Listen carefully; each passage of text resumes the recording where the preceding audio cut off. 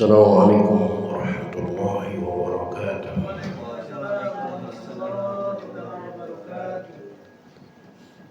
Alhamdulillahirabbil alamin. Wassalatu wassalamu ala asyrafil anbiya'i wal mursalin. Sayyidina wa habibina wa syafi'ina wa maulana Muhammadin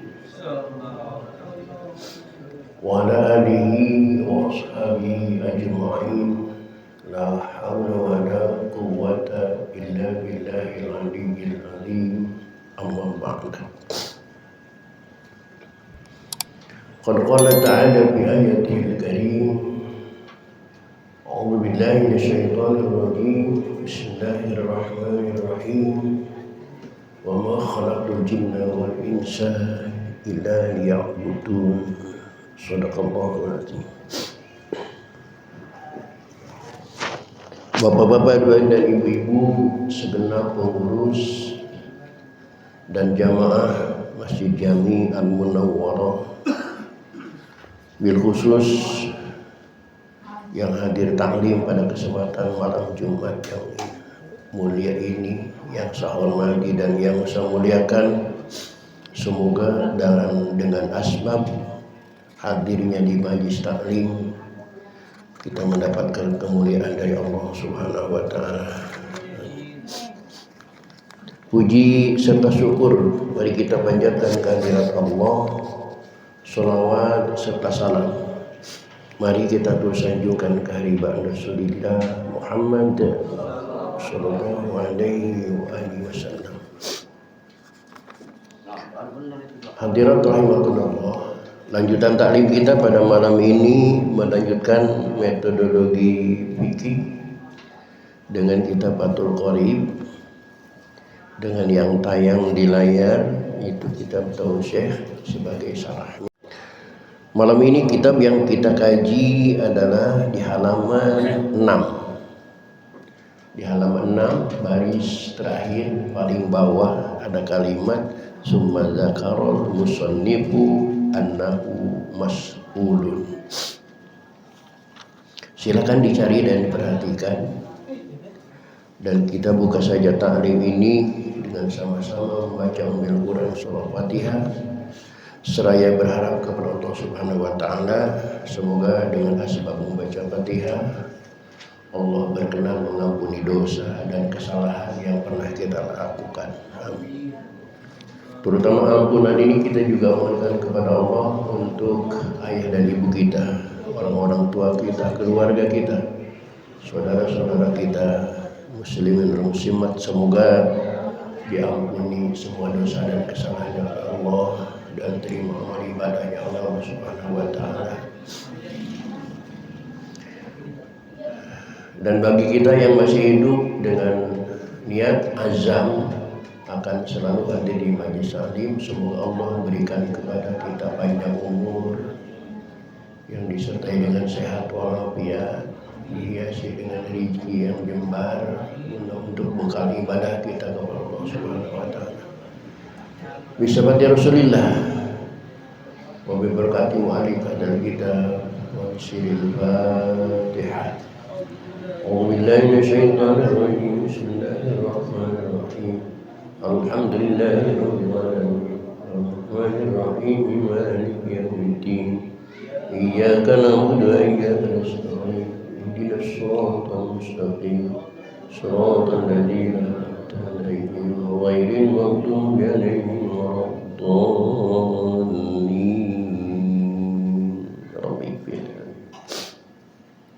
Silakan perhatikan di halaman 6 baris terakhir. Bismillahirrahmanirrahim. Summa dzakarul musannifu, kemudian yai musannif menyebutkan annahu mas'ul, bahwasanya ialah yang diminta bi tasnifi hadzal mukhtasari, dalam menyusun kitab mukhtasar ini. Kronologis sejarah terciptanya kitab ini adalah pada suatu hari beliau diminta untuk mengarang kitab ini dengan kalimat penuturannya biqaulihi, dengan kata-katanya sa'alani ba'dul asdiqa, telah meminta kepadaku sebagian dari teman-teman aku.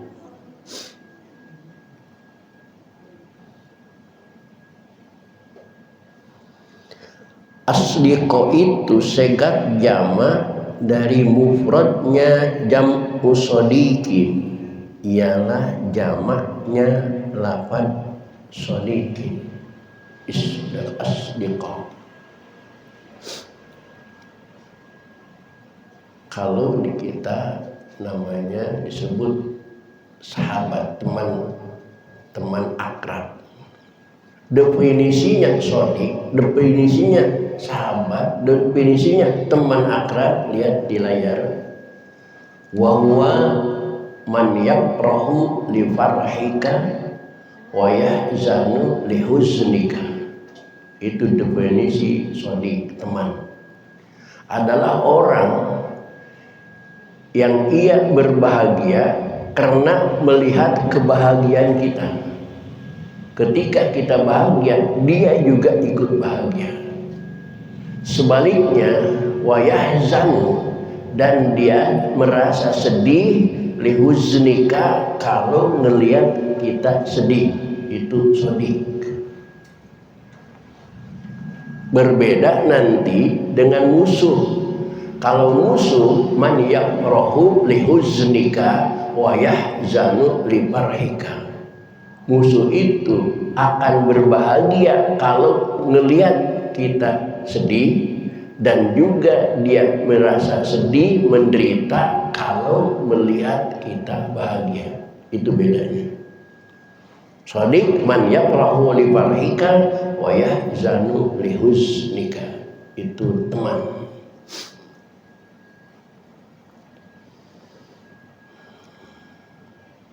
Wa qauluhu, dan kata-kata musannif hafizahumullah, lafaz hafizahumullah jumlatun du'aiyatun, ialah jumlah du'aiyah.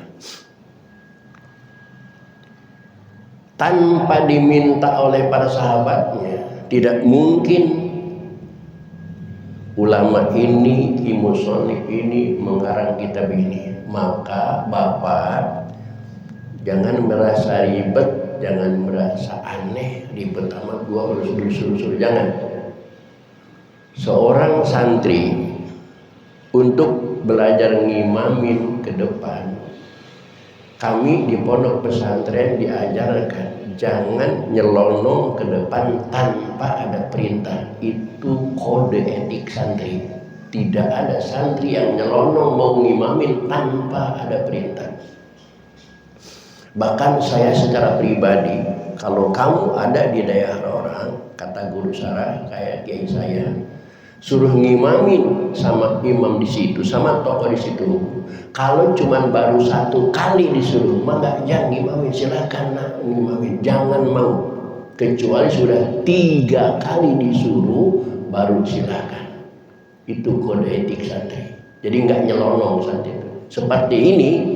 Tidak mungkin beliau musannif mengarang kitab ini tanpa diminta oleh teman-temannya. Tidak mungkin.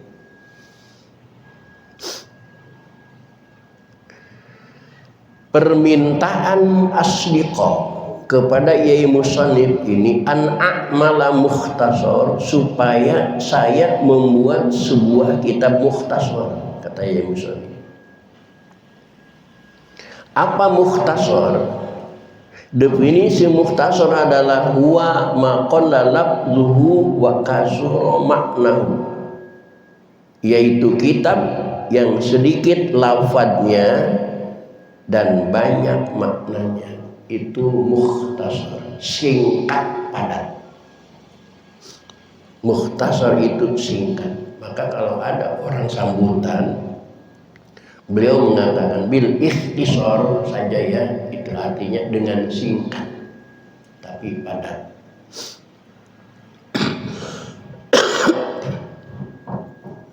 Fil fiqhi, kitab ini berbicara dalam ilmu fikih. Apa itu fikih?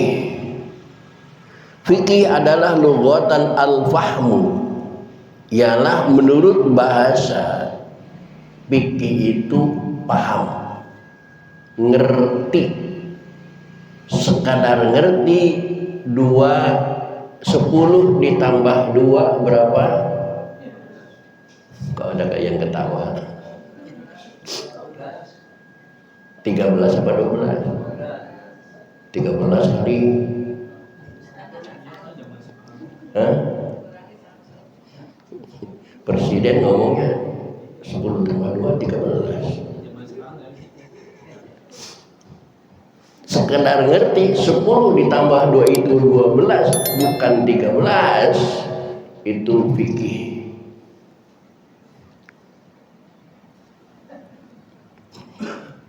Tahu ibu sejarahnya. Wastilahan, dan fikih menurut istilah, menurut kebiasaan hukum adalah al ilmu bil ahkami syar'iyyatil amaliyatil muktasabi min adillatiha tafsili. Ini definisi fikih. Al ilmu bil ahkami syar'iyyatil amaliyatil muktasabu min adillatiha tafsiliyati.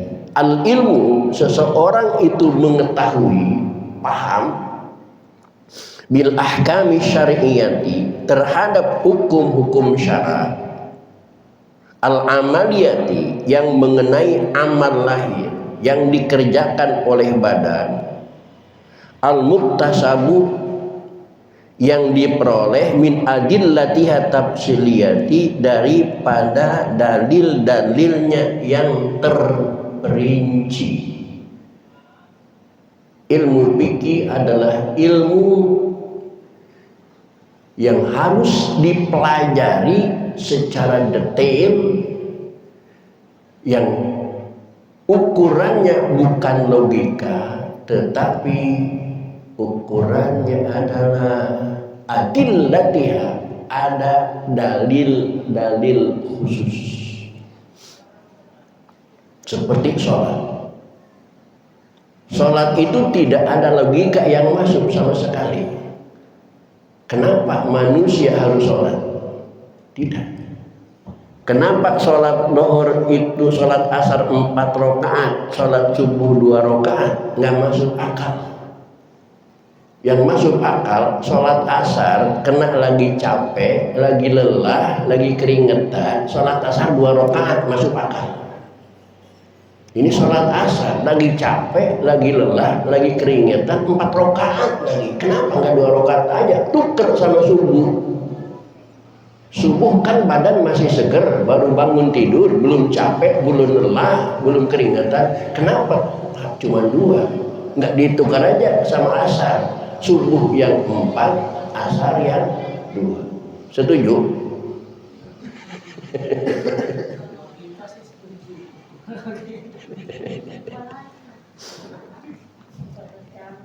Walaupun dipaksakan logika setuju dengan itu, tetapi faktanya Allah menjawab, belagu lu minta sholat subuh 4 rakaat, 2 rakaat aja masjid sepi, siangan mulu. Nah ini fikih tidak berdasarkan logika, walaupun ada yang logis, tapi fikih itu diambil dari min adillatiha tafsiliyati, dari dalil-dalil yang terperinci. Semacam sholat. Bagaimana kita sholat? Nabi memberikan penjelasan, shollu kama ra'aitumuni usolli. Sholatlah kalian sebagaimana kalian pernah melihat aku sholat. Itu ada dalilnya, ada referensinya. Maka lihat nilainya, fakharaja ilmu Nabi, maka kecuali ilmu Nabi. Kata Nabi, sayati zamanun ala ummati yusaddiqunal kadhib wa yukadzibuna shadiq. Nanti suatu saat di akhir zaman akan datang melanda umat Islam, di mana masa itu masyarakat membenarkan pembohong dan menganggap bohong yang benar. Itu ilmu Nabi, nggak ada pelajarannya, langsung dari Allah. Tapi itu real di zaman sekarang. Yang bohong dianggap benar, yang benar dibilang bohong. Yang amanah tidak dipercaya, yang khianat malah mendapat banyak kepercayaan. Itu Nabi bicara 14 abad yang lalu, real sekali. Bahkan Nabi berkata, akhir zaman nanti akan banyak pemimpin-pemimpin dari kalangan Ruwaibidhah. Apa Ruwaibidhah itu? Orang bodoh yang dijadikan pusat pimpinan.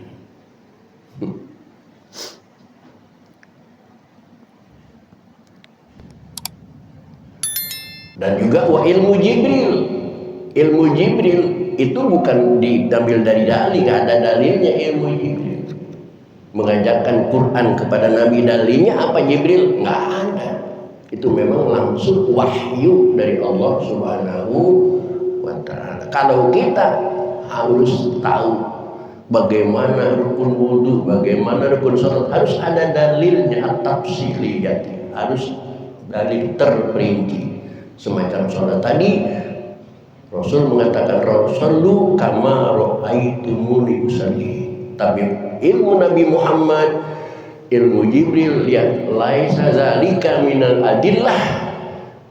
Tidak ada dalilnya, tidak ada referensinya. Bal bi tariqil wahyu min Jibril wa bi tariqil ihlami aw minillahil mahfuz. Jibril membawa wahyu kepada Nabi Muhammad. Jibril dapat perintah dari Allah Subhanahu wa ta'ala. Itu kalau bukan ilmu fikih. Ala madhabil a'zam, menurut madhab imam yang agung. Kitab ini madhabnya madhab imam yang paling agung, al-mujtahid, yang mujtahid, teliti dan hati-hati dalam berfatwa. Bahkan di terjemahnya apa, di syarahnya, ijtihad dan mutlaq. Nasiri sunnah, pembela sunnah.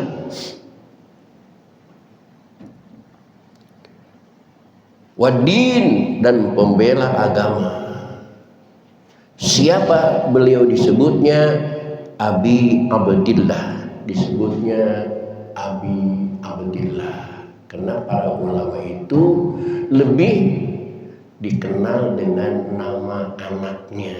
Karena putranya Abdillah, maka disebut bapaknya Abdillah. Diturukan emak-emak di Muara Baru, rata-rata emak-emak di Muara Baru disebutnya dengan panggilan nama anaknya, emaknya siapa gitu. Hebat Muara Baru ya, mendirikan gaya-gaya ulama gitu.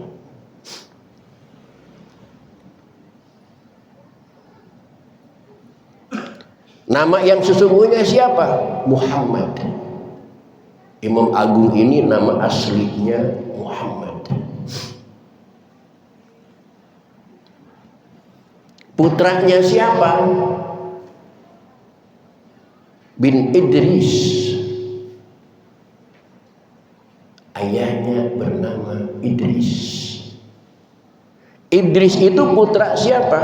Bin Abbas. Putranya Abbas.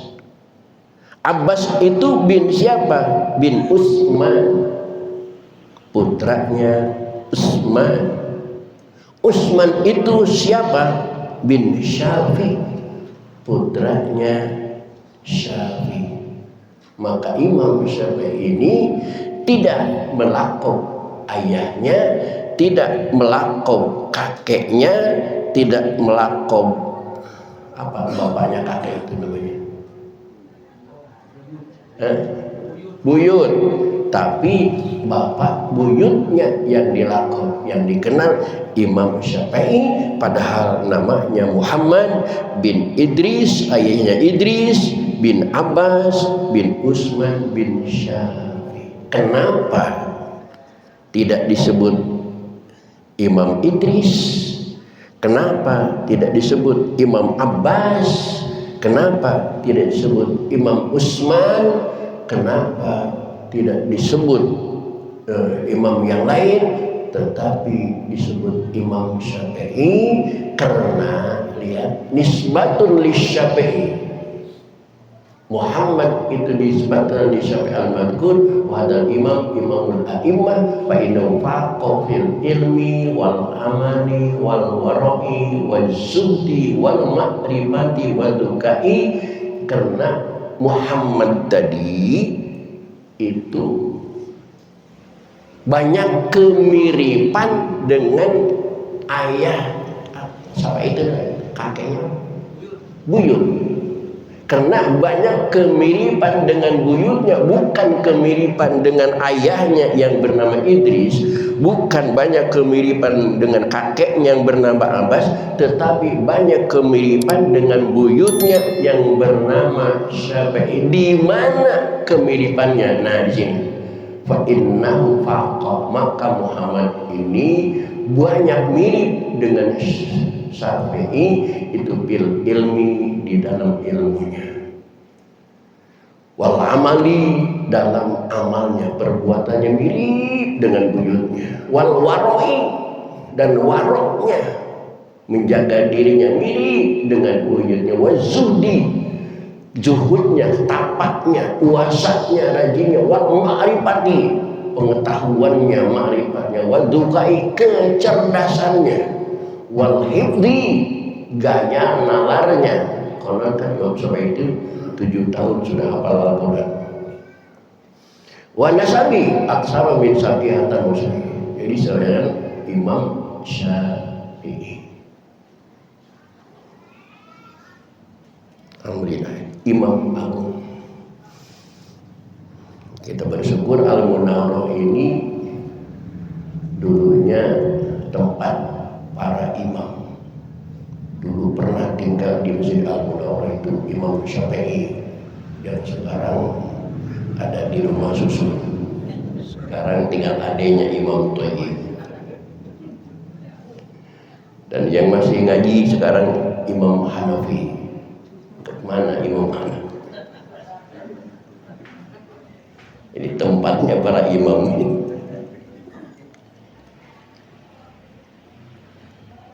Gitu ya.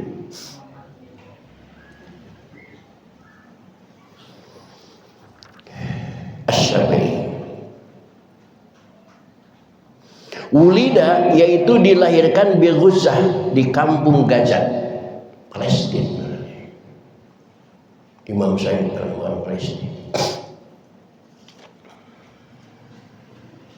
Minasyam allati tubiya sanata khamsin wa mi'atin, tahun 150 Hijriah. Sekarang sudah 1447.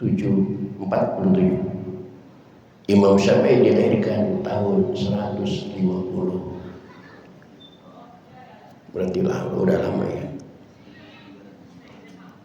Wa mata, dan meninggal dunia, rahmatullahi alaihi, semoga rahmat Allah dilimpahkan kepadanya, waridwanuhu, dan keridhaan Allah,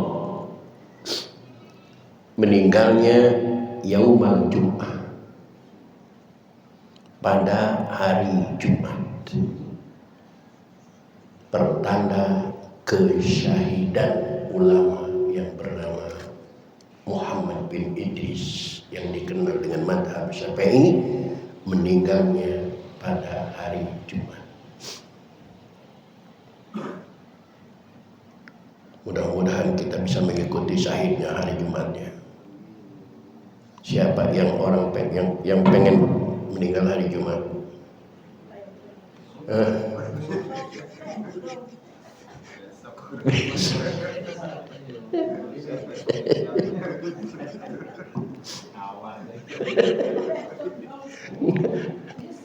Gaya bicara saya udah ketebak semua sama ibu. Kenapa? Cerdas banget ibu-ibu. Saya nggak bisa keluar-keluar lagi, udah ketebak alurnya.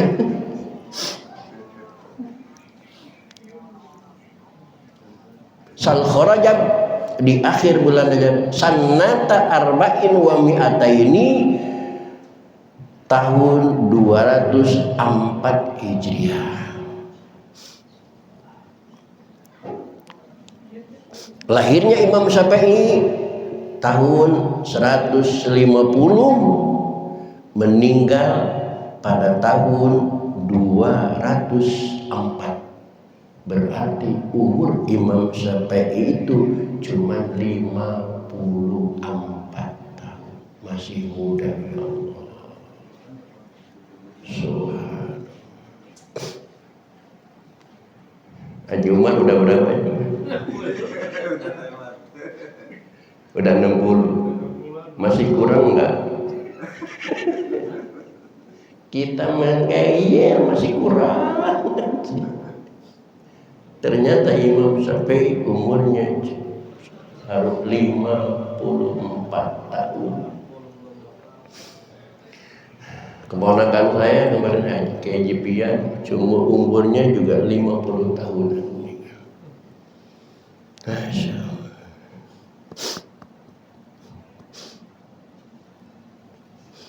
Wa wasafal musannifu mukhtasarahu, dan telah menyebutkan Kiai Musannif mukhtasarahu pada kitab mukhtasar ini bi awsafin, dengan beberapa sifat, minha di antaranya annahu, bahwasanya kitab itu disebutkan fi ghayatil ikhtisar, dalam keadaan sangat ringkas,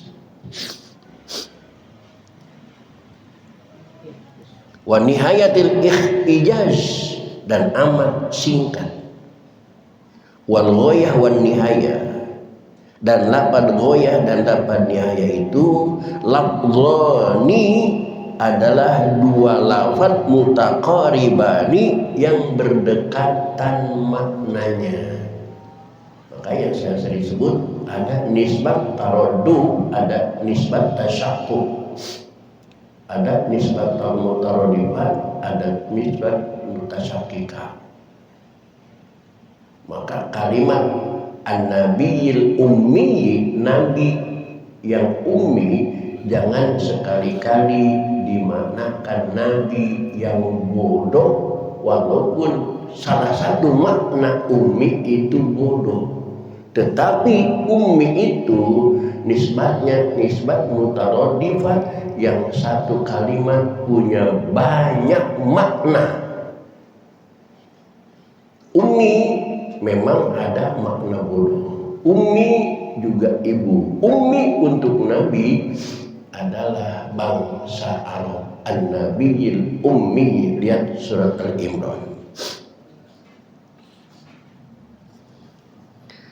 Wakada, dan begitu pula al-ikhtisar, lafaz ikhtisar wal ijaz, dan lafaz ijaz itu dua lafaz dalam satu makna. Ijaz itu ikhtisar, ikhtisar itu ijaz, maknanya ringkas.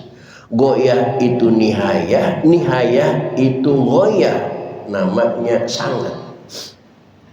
Wa minha, dan diantaranya annahu, bahwasanya kitab itu yaqrubu alal muta'allimi. Kenapa disebut fathul qarib? Fathu adalah pembuka, qarib mendekatkan, karena kitab ini mudah, dekat dipelajari, li furu'il fikhi, untuk cabang fikih. Jadi mempelajari kitab ini gampang banget dipelajari. Karena gampangnya, malah warga Muara Baru itu udah nggak mau belajar lagi, udah hafal kitab ini. Habis maghrib langsung pulang, udah hafal gua mah.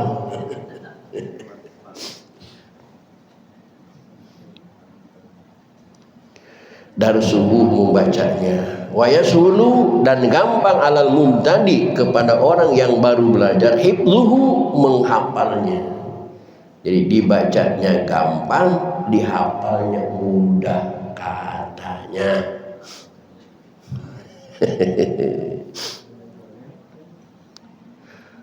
Udah di luar kepala semua di luar, nggak ada yang masuk.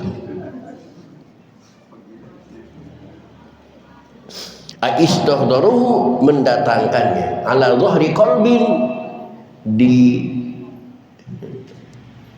jalan hatinya. Liman yarghabu bagi orang yang menyukai fi hifdzihi dalam menghafal kitab mukhtasarin yang diringkas bil fikih di dalam ilmu fikih.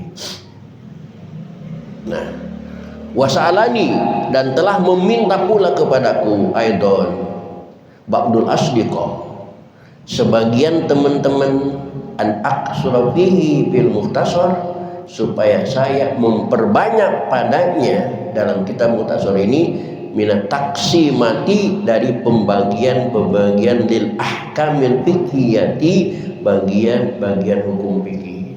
Maka permintaan ini dilaksanakan di kitab ini. Ada pasal-pasal, ada bagian-bagian tidak disatukan.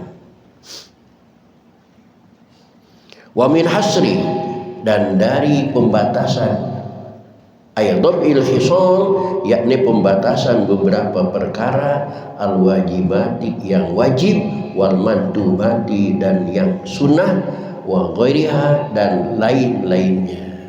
Maka di dalam ilmu, di dalam bab wudu saja itu ada rukun wudunya, ada syarat wudunya, ada sunnahnya, ada makruhnya dan lain sebagainya.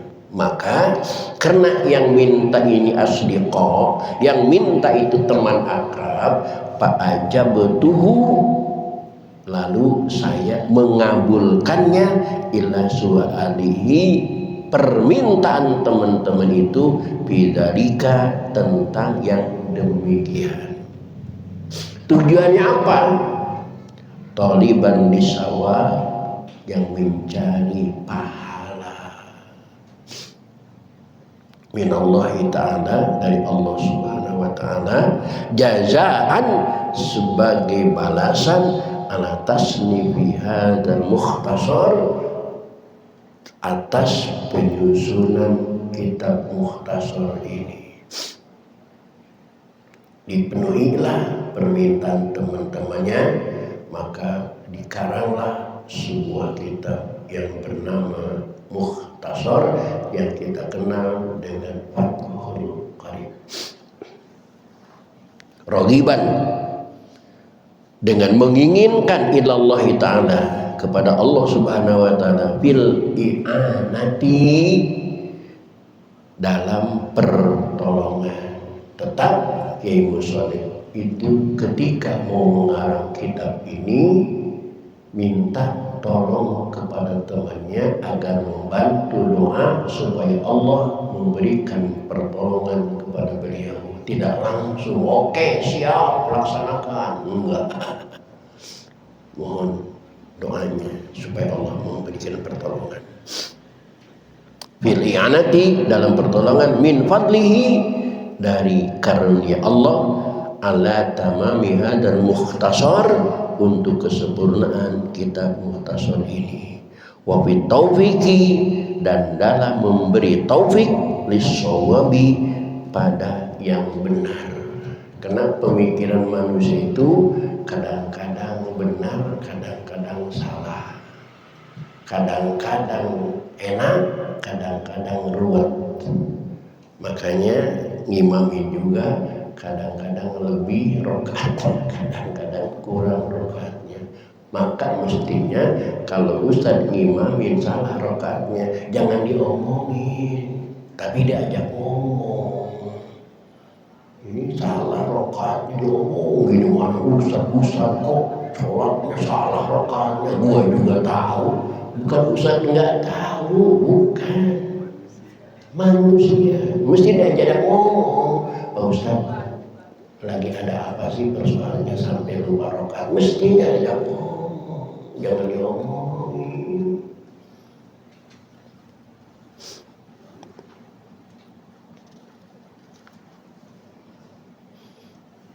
Wahwa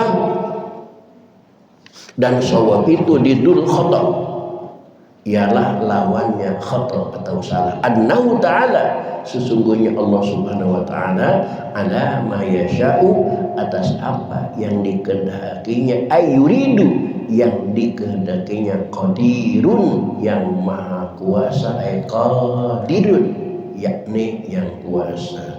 Karena kalau Allah berkehendak, Allah maha kuasa. Untuk membenarkan seorang, Allah kuasa. Untuk menyalahkan seorang, Allah juga kuasa. Wa bi ibadihi latifun, dan terhadap hamba-hambanya latifun, dia maha halus, khabirun, lagi maha mengetahui, bi ahwali ibadihi, terhadap keadaan hamba-hambanya. Wal awal, dan lapan awal yang pertama, muqtabisun, mengambil min qaulihi, dari firman Allah subhanahu wa ta'ala, Allahu latifum bi ibadihi. Dan wasani, dan lapan yang kedua, muqtabisun, mengambil min qaulihi, dari firman Allah subhanahu wa ta'ala, wa huwal hakimul khabir. Wal latif, dan yang disebut latif, wal khabir, dan khabir, ismanu, ialah dua nama min asma'ihi ta'ala, daripada nama-nama Allah subhanahu wa ta'ala. Wa makna awal, dan makna yang pertama yaitu latif, al-alim daqaiqil umur, ialah yang mengetahui terhadap segala perkara yang sukar dimengerti, muskilatnya, sulit dipahami. Kadang-kadang fikih itu ada yang sulit dipahami. Wa yutlaqu, dan dikatakan pula bimakna rafiq, makna yang lembut, bihim, kepada hamba-hambanya. Wallahu ta'ala, maka Allah subhanahu wa ta'ala alimun, yang mengetahui bi ibadihi, kepada hamba-hambanya, wa bi mawadi'i awaijihim, dan kepada tempat kebutuhan-kebutuhan mereka. Rafiqun, lagi maha ramah, bihim, terhadap mereka. Wa manasani, dan makna yang kedua, qaribun, ialah dekatnya maknanya minal awal, dari makna yang pertama. Wa yuqalu, dan dikatakan khabartu syai'a akhbiruhu, saya tahu akan sesuatu perkara, saya tahu akan perkara itu. Fa ana bihi khabirun, maka saya mengetahui padanya. Ai alimun, yakni yang maha mengetahui. Qala, berkata Musannif rahimahullahu ta'ala, rahmatullahi ta'ala, semoga rahmat Allah kepada Musannif dan kita yang mempelajari kitab-kitabnya. Kitab Ahkamut Thaharah. Dalam kesempatan yang akan datang baru kita masuk ke hukum fikih, yaitu hukum thaharah. Kenapa thaharah didahulukan? Karena sahnya ibadah itu tergantung kepada sahnya thaharah. Kalau thaharahnya sah, insya Allah ibadahnya juga sah. Tapi kalau thaharahnya tidak sah, walaupun sholatnya 23 rakaat tetap tidak akan sah, karena thaharahnya yang tidak sah. Insya Allah kita akan lanjutkan pada pertemuan yang akan datang. Mudah-mudahan kita diberikan banyak umur sehat walafiat oleh Allah subhanahu wa ta'ala. Untuk malam ini cukup sampai di sini. Assalamualaikum warahmatullahi wabarakatuh.